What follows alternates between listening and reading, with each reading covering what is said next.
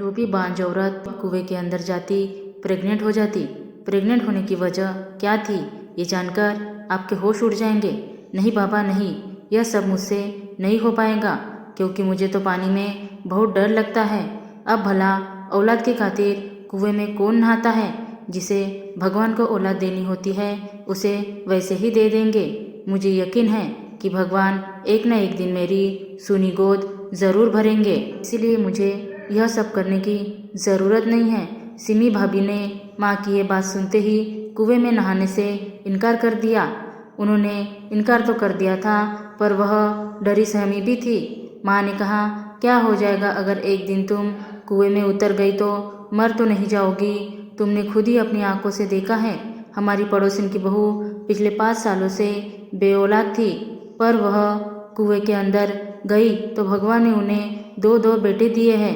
माँ ने लाख समझाने पर भी भाभी ने ना में सिर हिला दिया और कहा, नहीं माँ जी, बच्चा होने में इस कुएं का कोई कमाल नहीं, बल्कि भगवान ने उसकी किस्मत में औलाद लिखी हुई थी, तभी तो उनके 2-2 बेटे हुए हैं।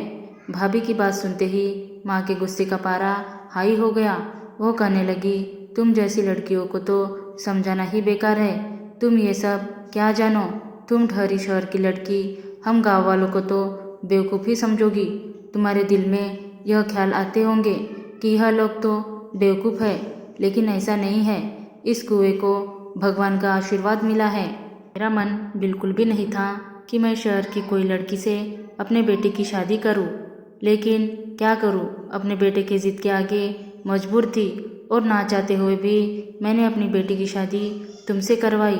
मगर तुम इस ख्याल में मत रहना कि तुम कुछ भी करोगी तो मैं तुम्हें माफ़ कर दूंगी। तुम्हारी शादी को 2 साल गुजरने वाले हैं, पर अभी तक तुम माँ नहीं बन सकी। अगर ऐसे ही रहा तो मैं अपने बेटे की दूसरी शादी करवा दूंगी। मेरे बेटे को रिश्ते की कोई कमी नहीं है। इतना कहकर माँ वहाँ से चली गई, जबकि भाभी की आंखें आंसुओं से डबडबा गई। भाभी की हालत देखकर मुझे बहुत तकलीफ हुआ, क्योंकि वह बहुत अच्छी थी, लेकिन उन्हें सुबह शाम माँ के ताने सुनने पड़ते थे। शाम को जब भाई घर पर आए तो माँ ने भाभी को डराने के लिए कहा कि रवि, तुम दोनों के पास बस कुछ ही दिनों का वक्त है। अगर इन कुछ दिनों में मुझे खुशखबरी मिल गई तो अच्छी बात है, नहीं तो फिर मैं तुम्हारी दूसरी शादी करवा दूंगी। माँ के मुंह से यह सब सुनकर रवि भाई भी परेशान हो गए। उन्होंने कहा, माँ यह कैसी बातें कर रही है? सिमी में आखिर कौन सी कमी है? भगवान की कृपा से वो खूबसूरत है, समझदार है और उसने पूरे घर को संभाल कर रखा है। आपको ऐसी बहू कहाँ पर मिलेगी? और फिर आप दूसरी शादी के बारे में सोच भी कैसे सकती है? माँ ने कहा, समझदार तो गांव की भी लड़कियां हैं, पर इस वक्त मुझे सिर्फ पोता चाहिए। आखिर इतनी सारी प्रॉपर्टी तुम किसके नाम पर छोड़ कर जाओगे? माँ की बात सुनकर भैया चुप हो गए। माँ ने भैया का हाथ पकड़कर अपने सर पर रखते हुए कहा, रवि, तुझे मेरी कसम है, अगर कुछ दिनों में सिमी को कोई बच्चा नहीं हुआ तो मैं तुम्हारी दूसरी शादी करवा दूंगी और तू इनकार नहीं करेगा। माँ के इस हरकत पर भाई के चेहरे की रंगत उड़ गई थी, मगर उन्होंने अपने आप को संभालते हुए कहा कि ठीक है माँ, आपकी कसम खाकर कहता हूँ, अगर कुछ दिनों में हमें बच्चा नहीं हुआ तो आप जैसा कहेगी मैं वैसा करूँगा। माँ और भाई की बातें मैं और भाभी किचन में खड़ी सुन रही थी। भाई के मुंह से यह सब सुनकर भाभी बहुत परेशान हो गई और उनकी आंखों से आंसुओं की बारिश होने लगी। मैंने भाभी को समझाते हुए कहा, आप फिक्र ना करें, भाई ने माँ की बात रखने के लिए यह सब कह दिया है। भाभी के आंसू थे कि रुकने के नाम ही नहीं ले रहे थे। वह रोते हुए कह रही थी, कोई इतनी बड़ी बात यूं ही मजाक में नहीं कहता। बस अब तुम दुआ करो कि भगवान मुझे भी जल्द से जल्द एक बच्चा दे दे, तभी सब कुछ सही होगा। भाभी यही कहकर अपने कमरे में चली गई और पूरा दिन कमरे से बाहर नहीं निकली। रवि भैया भाभी के लिए कमरे में खाना लेकर गए, लेकिन भाभी ने खाना भी नहीं खाया। भाभी सुबह भी कमरे से बाहर नहीं निकली। भाई को देखकर लगता था कि वो बहुत परेशान है। जाहिर सी बात है कि उन्होंने कमरे में अपनी पत्नी को मनाने की कोशिश की होगी, मगर भाभी नहीं मानी होगी। भैया भी बिना खाना खाए दफ्तर चले गए। भाई के जाते ही माँ चारपाई से उठी और उठकर बैठ गई। माँ ऊंची ऊंची आवाज़ में बोलती जा रही थी कि आज इसकी वजह से मेरा बेटा भूखा घर से निकल गया। मेरा बेटा 28 साल का हो गया, लेकिन इन 28 सालों में आज तक कभी घर से बिना खाए नहीं गया। लेकिन जब से यह शहरी औरत हमारे घर पर आई है, यही सब कुछ हो रहा है। माँ भाभी को ताने पर ताने देती जा रही थी। माँ की बातों से मैं बहुत परेशान थी कि माँ को भाभी के साथ ऐसा नहीं करना चाहिए, क्योंकि मेरी भाभी बहुत अच्छी थी, उनमें कोई भी कमी नहीं थी। कमी थी तो बस औलाद न होने की। तो यह तो भगवान की देन होती है, जब उन्हें देना होगा वो दे देंगे। मैं माँ को भी कभी कभी समझाती कि माँ, आपको भाभी के साथ ऐसा नहीं करना चाहिए, आखिर इन सब में उनकी क्या गलती है। मगर माँ को मेरी बातें कहाँ समझ आती। माँ के यह तौर तरीके देखकर मैं भी बहुत डरी सी रहती कि कहीं जो वो कुछ भी भाभी के साथ कर रही है, ससुराल जाने के बाद वही सब कुछ मेरे साथ ना हो। लेकिन कर भी तो क्या सकती थी मैं। माँ को समझा नहीं सकती थी, क्योंकि माँ किसी की भी बातें मानने को तैयार नहीं थी। माँ के इतना सुनाने के बाद भाभी किसी तरह कमरे से बाहर आई और फिर घर के कामों में लग गई। यह सब होने के बाद मैंने भाभी के चेहरे पर मुस्कुराहट नहीं देखी थी। उन्हें देखकर लगता था कि अभी वो रो देगी। अक्सर भाभी को समझाती कि आप फिक्र ना करें, माँ आपको यह सब कुछ सिर्फ डराने के लिए कहती है कि आप एक बार कुएं में नहा लें। पर मेरे समझाने का भाभी पर कोई असर नहीं होता। और होता भी कैसे, कोई औरत अपने पति की दूसरी शादी कैसे बर्दाश्त कर सकती है। मैंने भाभी को एक मशवरा दिया कि आप भैया से कहें कि वो शहर के सबसे अच्छे डॉक्टर के पास आपका इलाज करवाए। क्या पता इलाज के कुछ दिन बाद आपको बच्चा हो जाए।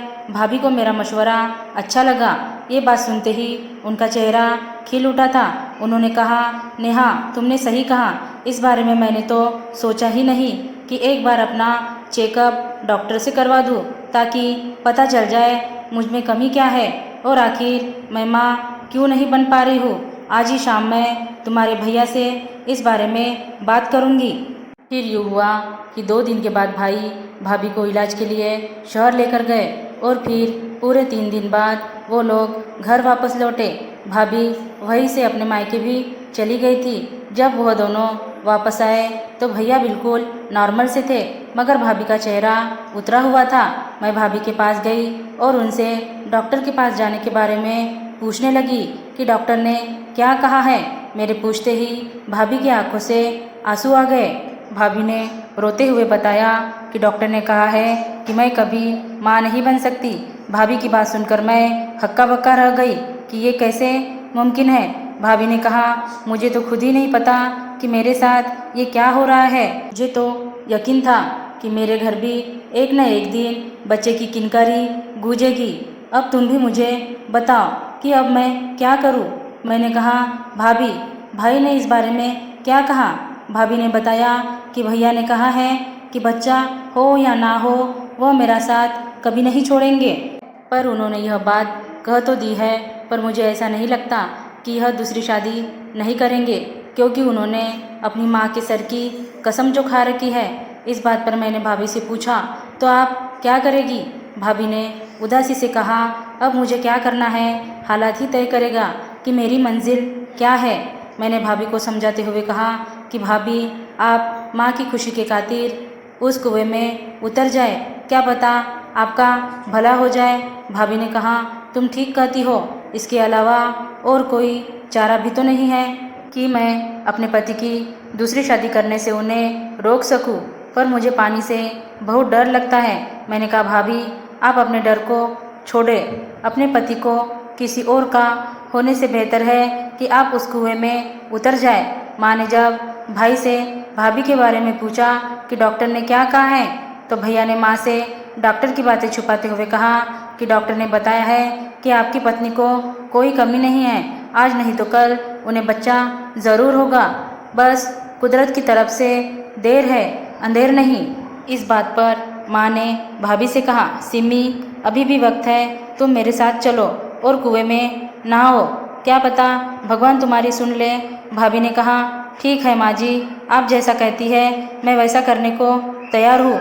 भाभी की बात सुनकर माँ बहुत खुश हुई और उनका माथा चूमते हुए कहने लगी, तुम यह बात अगर पहले ही मान लेती तो कितना अच्छा होता। अच्छा चलो अब देर मत करो, जल्दी चलो।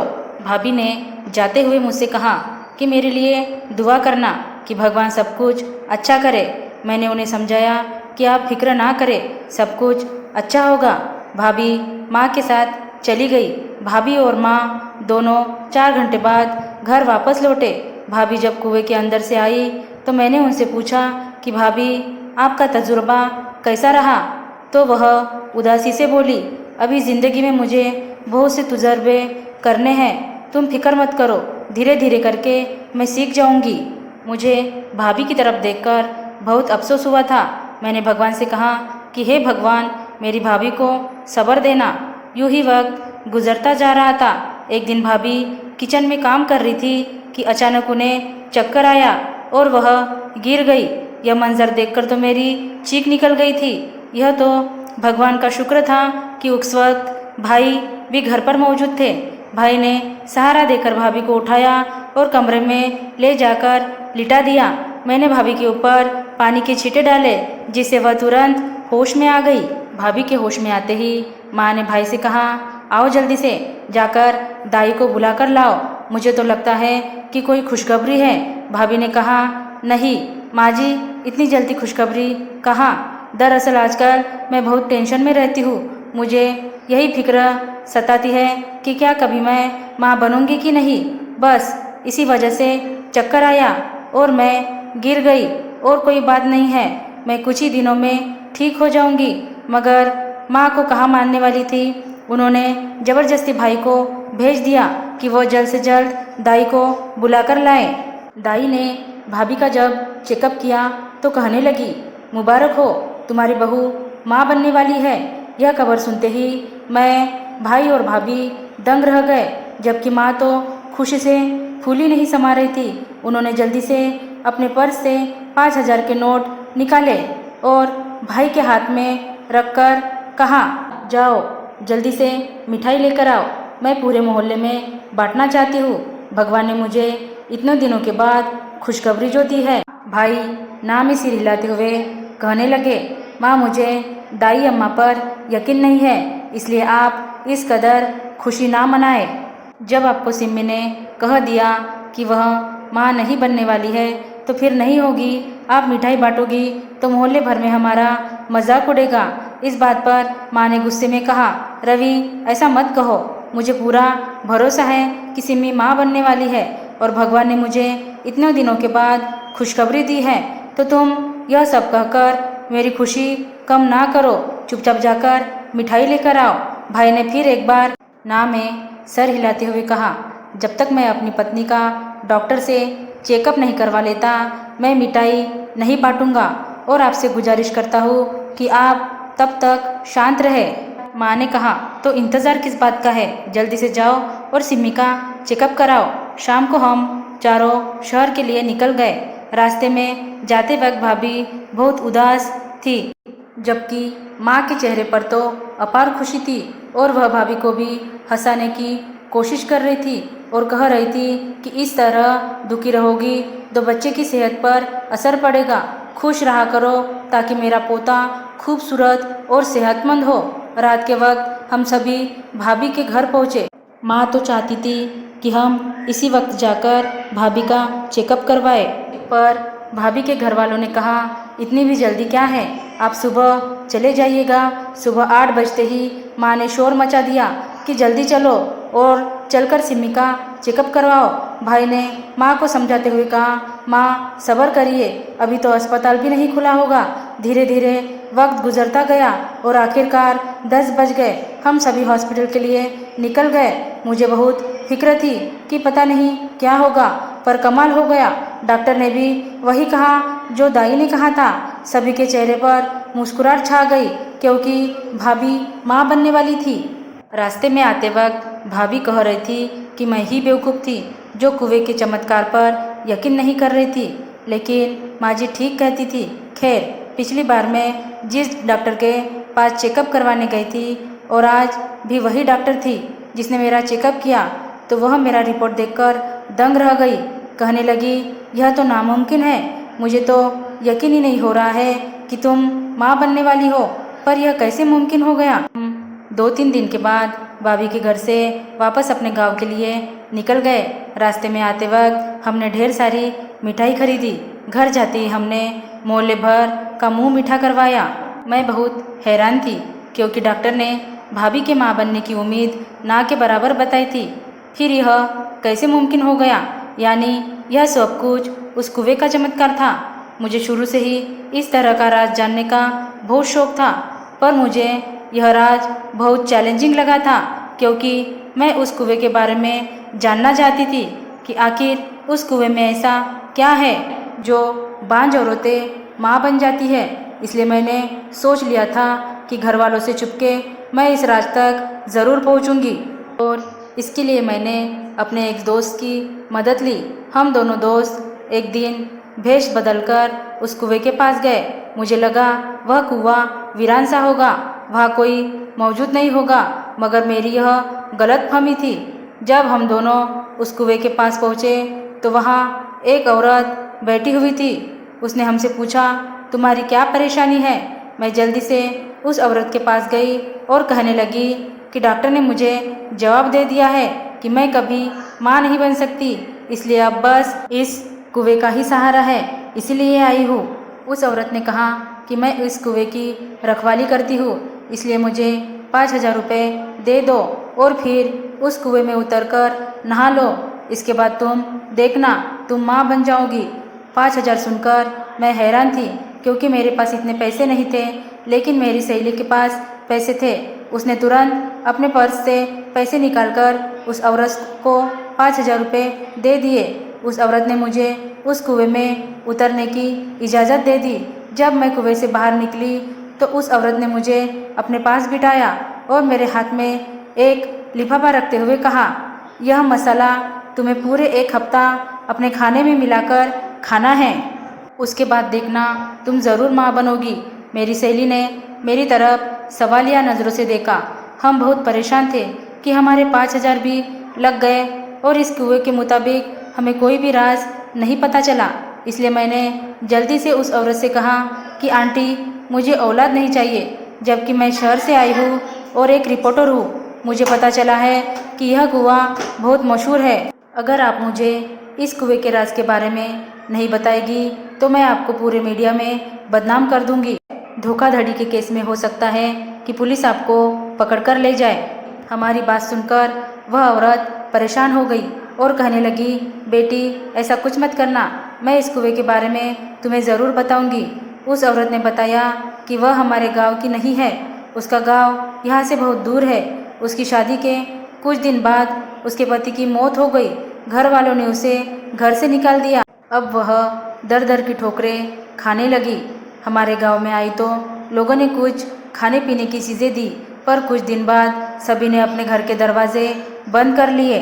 फिर वह भटकते भटकते इस कुएं के पास आई और सोचा कि इस कुएं के भरोसे मैं कुछ पैसे कमाकर अपना पेट पाल सकती हूँ। उसके बाद उसने यह मशहूर कर दिया कि जो भी बांझ औरत इस कुएं में नहाएगी वह ज़रूर माँ बनेगी। जो भी औरत इस कुएं में नहाने आती है वो आंटी जी उस औरत को यह मसाला खाने को देती।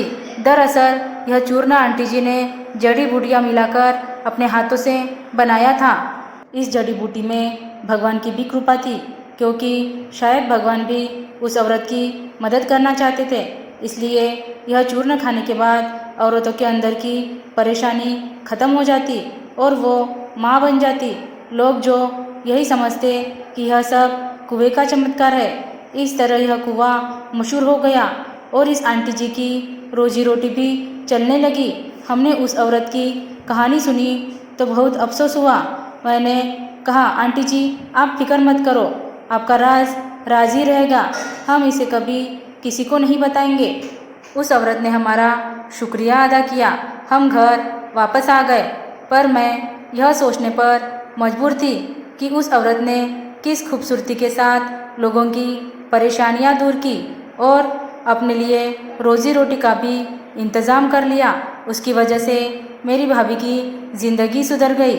अब तो किसी भी औरत के बारे में सुनती हूँ कि उसे बच्चा नहीं है तो उसे यही मशवरा देती हूँ कि उस कुएं में जाकर नहा लो, उसका बच्चा ज़रूर हो जाएगा, क्योंकि मैं इसी बहाने उस औरत की मदद करना चाहती हूँ। धन्यवाद दोस्तों। Thanks for watching. Like, share, subscribe.